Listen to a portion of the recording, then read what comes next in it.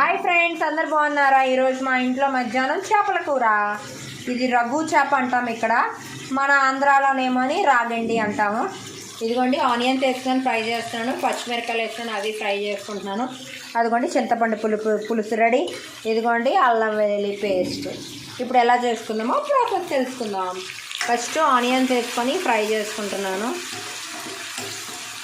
చాలా టేస్టీగా ఉంటుందండి, యమ్మీగా ఉంటుంది. ఉల్లిపాయ ఫ్రై అయిపోయింది, సాల్ట్ వేసుకుంటున్నాను.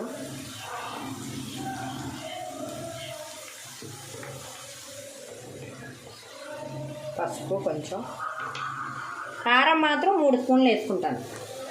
మీకు ఇంకా ఎక్కువ కావాలంటే మీరు వేసుకోవచ్చు, మాకు 3 సరిపోద్ది. ఒక్కొక్కరు ఒక్కొక్క స్టైల్లో చేస్తారు, నేను ఈ స్టైల్లో చేస్తున్నాను. ఇప్పుడు దీంట్లో చేపలు వేసుకుంటున్నాను, కొంచెం చింతపండు పులుసు, అల్లం వెల్లుల్లి.